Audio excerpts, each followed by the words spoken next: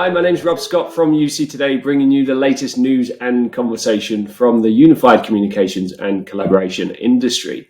So today I'm joined by Danny Stefanic, who is the CEO of MootUp, which is a 3D virtual events platform. So a very warm welcome, Danny. Pleasure to be here. Thank you for having me on the show. Yeah, thanks for coming on. I'm really interested to kind of get the background on MootUp and you. Maybe that's a good place to start. How about telling me how you got into 3D virtual events? Well, I'm not sure we've got, a couple of days or so of my history to get involved in this, but the virtual events thing is pretty recent, but the involvement in VR and 3D is pretty much a lifetime work. So, way back in the 90s, I started the Virtual Reality Association back in Australia, where I'm from, and I've been building VR companies and opportunities ever since in consumer-based virtual worlds and games, but also in enterprise and learning and training. And really, we've been last 6 years building a web-based platform for virtual experiences, both kind of self-paced learning experiences where people go in and talk to AI chatbots, but also where people go into virtual events and meet other people as avatars, but also with video in a 3D environment. And the last 7 months since the COVID crisis, we've seen exponential growth and demand for virtual events. Everyone's, cancelling their summits and conferences and expos and looking for ways to get teams together. And now even more so coming up to the Christmas period, how do you get your teams together for the end of year events that you would normally do social events? And this has led to the growth of our platform in incredible fashion. But more than that, I've seen so many different types and groups of people being able to get together. It was always something I dreamed about, how this kind of technology could be used to bring people together. And we've seen the appetite for innovation from this pandemic increase, and that's been what I call a silver lining in this corona cloud. Great, thank you for that. I mean, it's interesting, isn't it? Because we also launched a virtual event last year when virtual events was really just an emerging trend, and there wasn't so many platforms out there. But really, this year has changed the game completely. Yeah. What's your perception of the marketplace at the moment then? Because, we really have come into this pandemic this year and we're still not out of it. And as you mentioned, there's a huge appetite for virtual events out there. So what's this kind of state of play? What are the market dynamics from your perception? Well, number one, there's massive growth. So I think it's 23% compound annual growth in the market. A lot of that's video-based events, but we're also seeing major entertainment events like the experiences in Fortnite and others. We're seeing the uptake of Zoom based on the pandemic has been incredible as well. So people using web conferencing tools more than they used to, and that's actually been a double-edged sword, really, because people are now using more web conferencing, video conferencing on an almost daily basis. So all the meetings that used to happen in real life suddenly happening online. But it's now, going into a video conference, apart from interviews like this, are generally considered work. And to have an event that's a conference or an expo or a social gathering, an Ask Me Anything session or a fireside chat, having another video session, it feels a lot to people like work. And there's a hashtag going around called Zoom fatigue, which people get burdened by, seeing themselves on the screen, being consciously aware. There's a lot of psychological factors that zap the energy out of you. So I think the market has aggressively taken on video conferencing, but now they're looking for how do we move past that to create some form of engagement. And in particular, how do you put each user at the center of their experience? Because I often say, if you can watch a webinar presentation, a Zoom presentation, and record the video and send the video to everyone, and everyone's seeing the same result, there was no audience participation.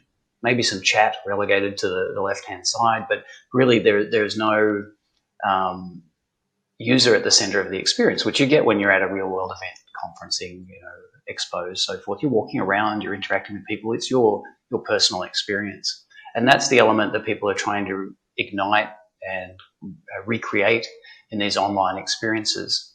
It's working somewhat. People are doing polls and icebreakers and a few other activities, but it is something that now people have a real need to solve that problem. And virtual events isn't new. It's a decade-old industry, but there was only a handful of players, and most of them just kind of websites with 3D pictures on them. And now newer ones using just video. So I think the industry's always been there, and now it's got a massive. If you look at the Google Trends graph, it's just gone through the sky.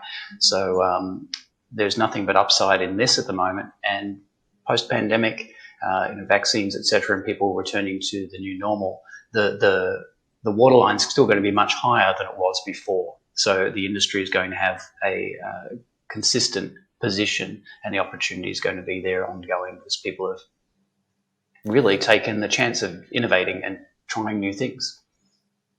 Well, absolutely. And there seems to be an appetite out there for trying new things, but this also seems, as you mentioned, the kind of good, bad and ugly of virtual events at the moment, where, you've got everything from a very, very simple kind of webinar style event, which is on demand, through to, new, very innovative solutions like MootUp. So, look, I wrote a blog recently on, the lack of presence in video conferencing and, collaboration environments. And the point I was trying to make was, look, we've got a way to go here. I really am quite inspired by virtual reality, especially at the moment. I think that really will potentially solve that feeling of presence. But,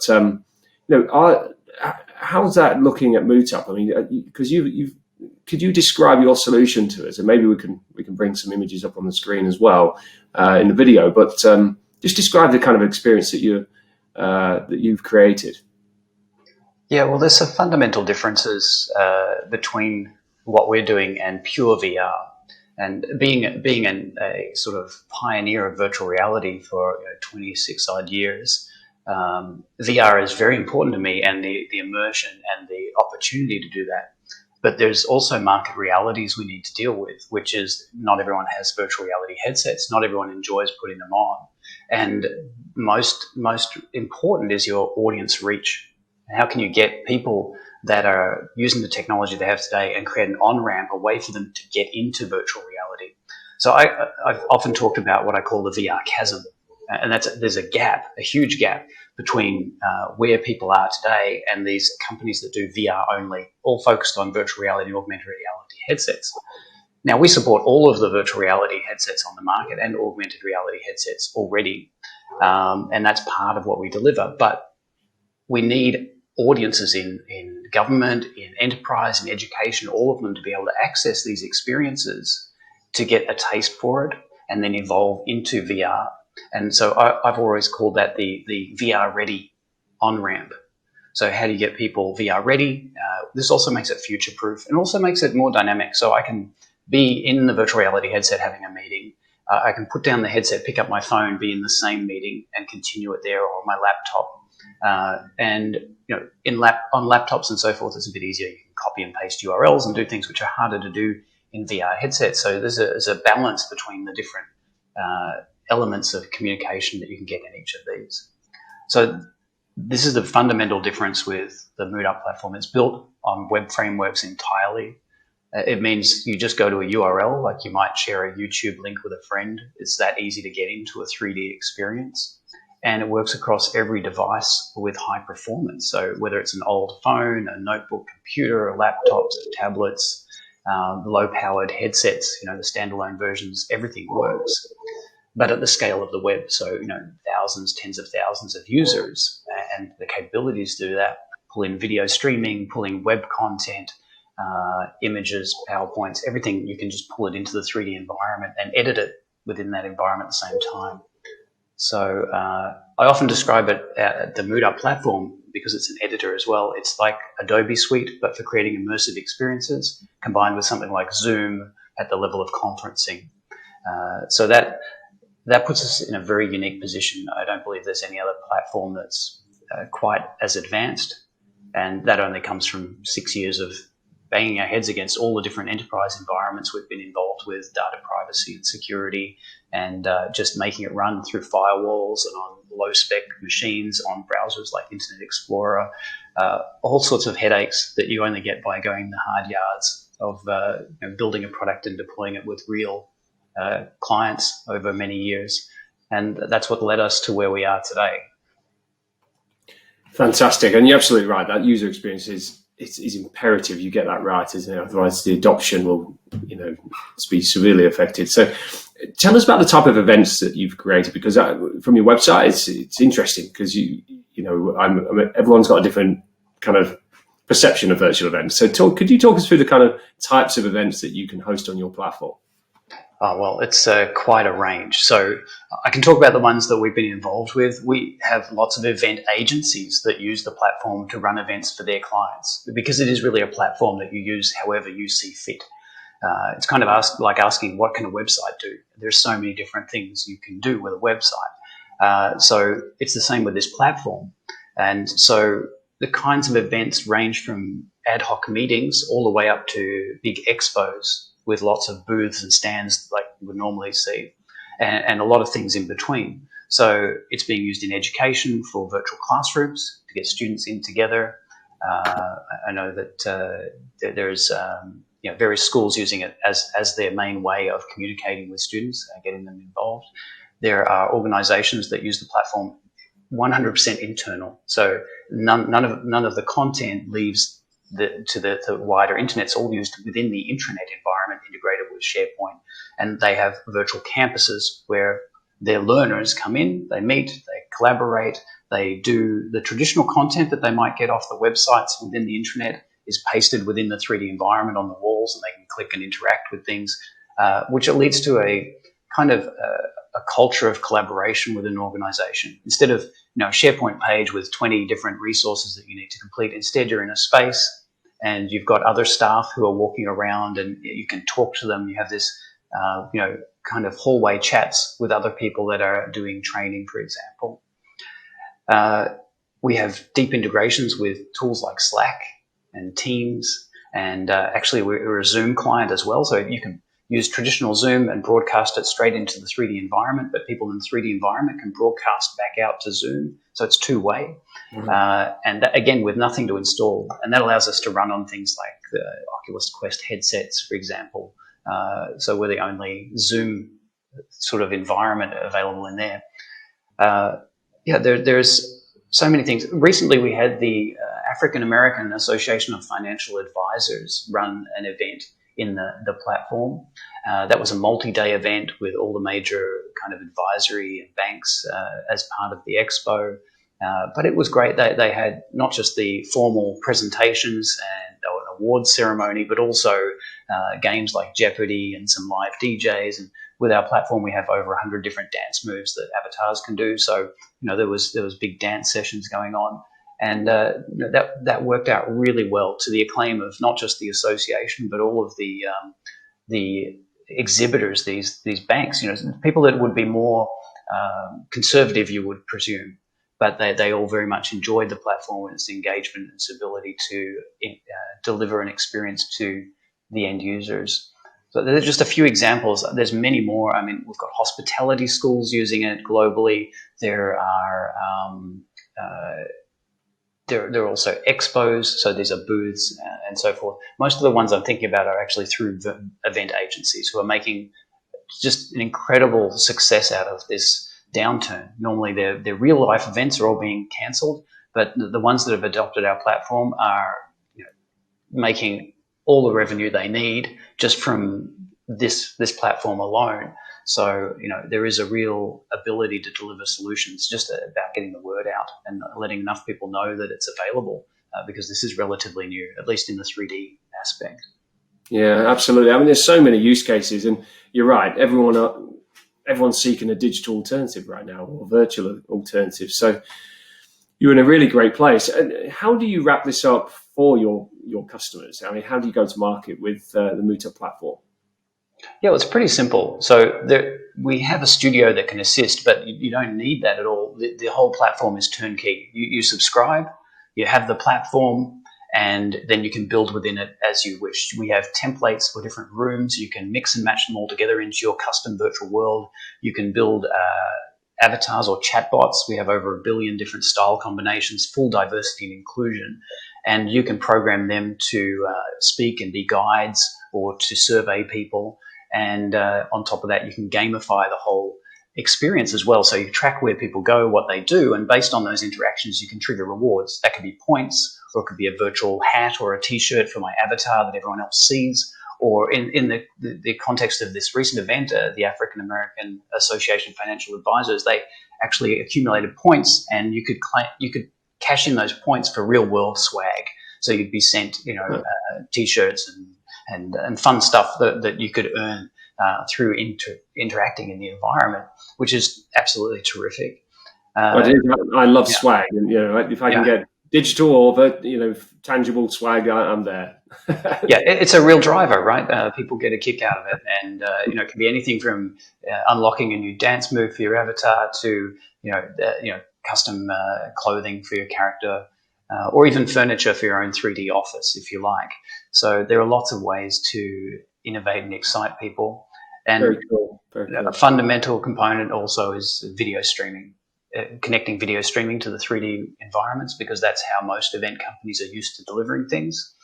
So that's a big part of our platform, either streaming to big screens in an auditorium or actually replacing the 3D avatar with a video camera like what we have now. So you can actually have face-to-face video meetings in a 3D environment, be moving around together, but still see each other's facial expressions and be communicating in a way that you're most familiar with. That is very cool, very cool. So what's the road ahead look like for MootUp?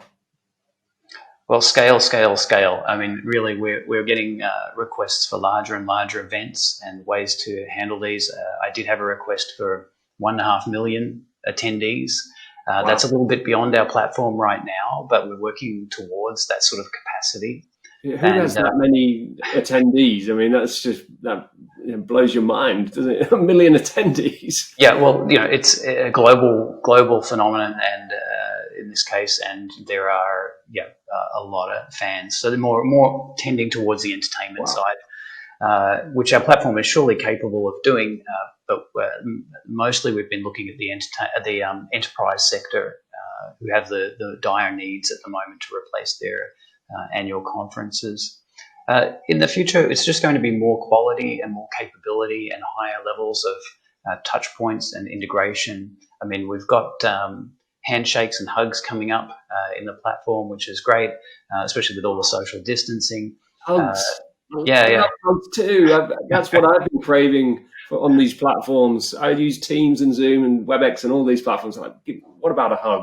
Yeah, exactly. So, these are some of the elements. We've got the capacity to tell how engaged your audience are as well. So that's a useful signal to tell if your talk is getting a bit boring. So these elements that really, things that you couldn't do normally in typical live events, we can do some extraordinary things in 3D, but remembering that everything we do works on mobile phones and tablets and everything, which makes our business way more challenging than just VR. We have to make the same interaction you could do on one device work across all for a user. So you should be able to reach out and hug someone on the mobile phone or in VR. All of that's got to be possible. So we set ourselves a pretty high standard on user experience and user interactivity, but it's been worth it because we were able to bring in all the audience, 100% audience can join in, and that is an incredible outcome for somebody taking on this new type of innovation. Instead of installing apps and getting security approval to deploy things, just being able to put in a web link and jump into an experience is frictionless. We're at the same point now with 3D on the web that we were many, many years ago with video. And in the early days of the internet, video was really hard to do. There were different codecs and different things you had to install and plugins, and it was a nightmare to be able to just get video out. Today, it's not a problem. You assume everyone can watch video. We're at that point now with 3D. And that's really exciting because once you have that base, you can build almost anything, whether it's virtual reality, augmented reality, architecture, you name it. We're at a fundamental pivot in the way that we can use 3D to communicate. And that's just going to grow and grow. And for me, if you let me keep rambling on, but for me, it's the next media type. So, previous to the internet, we already had text and music and images and film, and we digitized them all and put them online. Great. And then we started to build opportunities on top of those media types. But 3D as a media type is really young. It's only been around for as long as computers. Before that, it was kind of architecture and sculpture, maybe museums. But we have this new data type, this medium that we can use to communicate, to share, to record life experience. And we're at the very foothills of this new opportunity. And anyone who's involved in 3D now has nothing but an amazing future in front of them. And because it's now just equally distributed across the web through browsers, that means that opportunities can be built on it with next to zero cost. We can now start to build 3D opportunities and get to maximum audience. So this whole industry is just going to flourish. It's going to grow and grow and blossom in a wonderful way. So I'm excited, not just for us, but everyone that's involved in this industry at the moment, because it's, we're the pioneers in this really new journey on this new 3D media type. Yeah, and I completely echo your excitement, because I think I completely see your vision. I completely agree with that analogy that we're on the foothills of all this. I think it's amazing, and to see this in a browser, in a tab, in Google Chrome or whatever you're using on a device in your hand, or something you put on your head, like one of those Oculus VR headsets that's just come out at kind of £300. I think it's amazing. I think the future is very, very exciting indeed. Certainly. It's been great to see you today, Danny. Really good to meet you. Maybe next time we can meet up in one of your virtual environments. So thanks for joining me. My pleasure. Absolutely. We should dive into 3D next time and perhaps make a UC Today 3D office. Indeed. And that's it from us. If you've enjoyed today's session, please do give us a like or a share on social media. It's always appreciated. I'm Rob Scott from UC Today. Thanks for watching.